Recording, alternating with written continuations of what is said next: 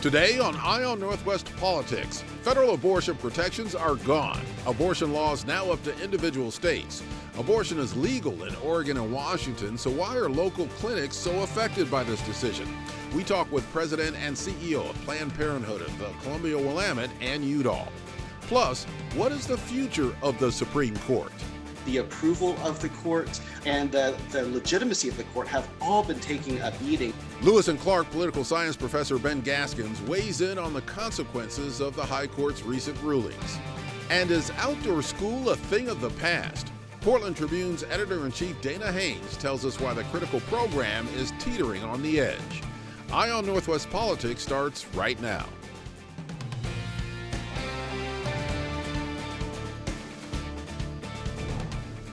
Thanks for joining us. This is Eye on Northwest Politics. I'm Ken Body. Let's get right to your top political headlines. The Portland Police Bureau is offering $25,000 bonuses for lateral recruits, including from other agencies. Portland City Council approved the decision on Wednesday. The goal is to attract new hires to the Police Bureau. The Bureau says support staff will get bonuses of between $3,000 and $5,000. Officers with at least 3 years of continuous service can get up to $25,000 for transferring to Portland Police. A new audit is calling out Portland Fire and Rescue, saying there's a lack of diversity. In 2021, there were about 700 employees in the Fire Bureau. The office found that 89% of employees are male and 79% are white. Census data shows around 75% of Portland's population is white and about half are men. The audit also says there's a lack of accountability. You can read that audit on coin.com. Another busy and historic week for the U.S. Supreme Court. Judge Ketanji Brown Jackson has officially been sworn onto the High Court, replacing now retired Justice Stephen Breyer. Judge Jackson is the first black woman named to the High Court. The Supreme Court made a number of important rulings on environmental and immigration law. Go to coin.com for in-depth coverage. The Supreme Court decision striking down Roe v. Wade will have an impact in Oregon, even though abortion services are still legal here and expected to stay that way. Many say Oregon will become a destination for women seeking abortions. In Oregon, Planned Parenthood has 12 clinics and provides health services, including abortions, all over the state. Ann Udall is president and CEO of Planned Parenthood of the Columbia-Willamette. She joins me to talk about the Roe v. Wade decision and what it means for the state of Oregon. Ann Udall, welcome to Eye on Northwest Politics. Thank you. Glad to be here. Now, Idaho is our closest neighbor to the east, and they had a trigger law that is now triggered, goes into effect within the next 30 days, that will outlaw abortions in that state. Do we expect an influx of women from Idaho to come into Oregon seeking abortion services? We do. It is speculative for us right now. We are not sure exactly what we will see. I think this is an incredibly new landscape for all of us. And we are preparing to serve the people of Oregon and Southwest Washington and anyone else who comes into Oregon for abortions and sexual and reproductive health care. How are you preparing for that? Do you have the staff? Are you looking to hire more staff? How are you going to deal with this? So we have seen the writing on the wall for quite some time. And so we started about a year ago to really begin to prepare for protecting and providing services to the people of our state and Southwest Washington. We do have a clinic in Vancouver.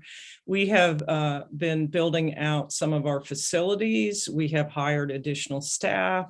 We've actually put on staff a patient navigator, and we'll be hiring more. Patient navigators work directly with patients who are seeking care from Planned Parenthood. So those are just some of the things we're doing. We've been really activating our supporters around the state to support us, and we feel ready. What about in Eastern Oregon, which is closest to the Idaho border? What are you hearing from your Planned Parenthood clinics and staff there?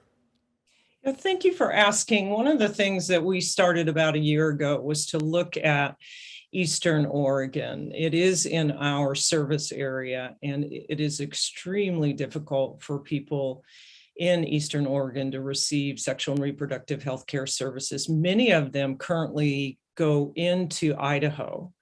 And the Boise Clinic in Idaho has already closed. And when the trigger ban goes into effect, services will be basically eliminated. So we have been looking at places around Eastern Oregon. We have leased space in Ontario for a clinic. And we are currently in discussion with the community, with other medical providers, with social net providers to really understand what the community needs are and how we might support the public health work and already some great initiatives in Eastern Oregon for healthcare. Do you expect women to come from even further away than Idaho? Again, it's speculative. I do think that we have already seen an increase in our call centers. We had a 40% increase in calls since Friday. We have seen people over the past year from Texas and other parts of the country. So we do anticipate that we will see people from other states other than Oregon and Washington. How many abortions do you perform now? And I know you say it's speculative, but do you have any estimate of how much you expect that number to rise? Well, Planned Parenthood and the two Planned Parenthoods in Oregon do about 70% of the abortions in the state. So we are the major provider of abortion services. And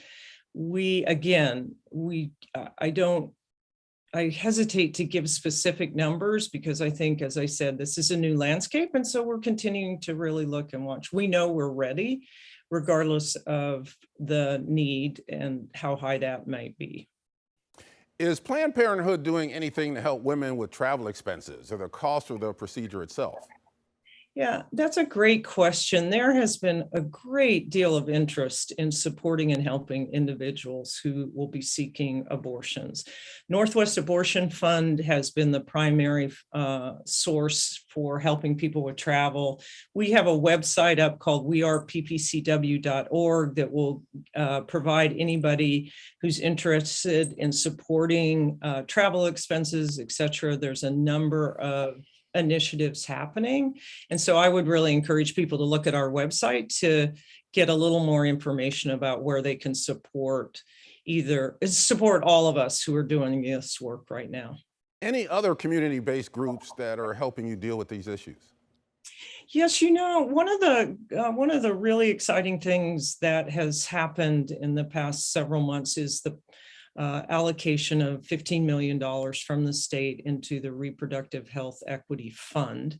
This is actually going to be managed by Seating Justice, which is a very strong reproductive justice organization, social justice organization, and they will be looking to give funds out to providers and other individuals who are committed to making sure that anybody who's seeking an abortion in Oregon can find resources to do so.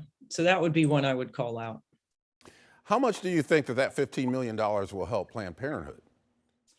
We are in this together with all our partners, and we are working in great collaboration with everyone else across the state, a number of the hospitals, the other Planned Parenthood I mentioned, a number of the social services and other nonprofits. And our expectation is that the money will be allocated in using equity and fairness, and there's enough for all of us.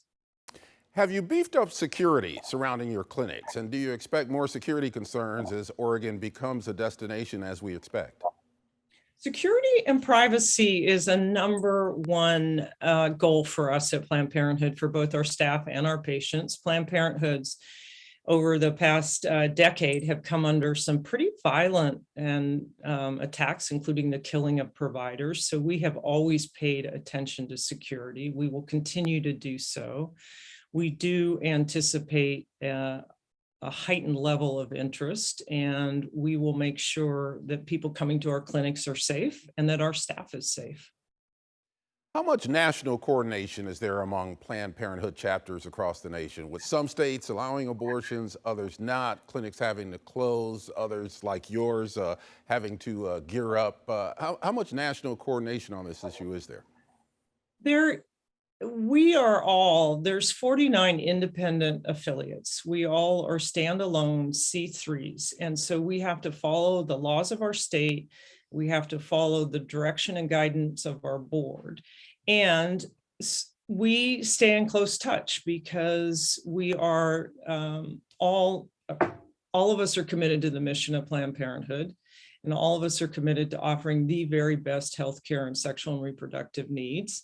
And so I would say there's informal coordination, and there's also a deep commitment and understanding that you need to be in compliance with the state in which you reside. We've got about 30 seconds here, and I hate to throw this question out with so little time left, but you do provide contraceptive services. Justice Clarence Thomas's assenting opinion implied that contraception might be something the Supreme Court should look at in the future. How concerned are you about that?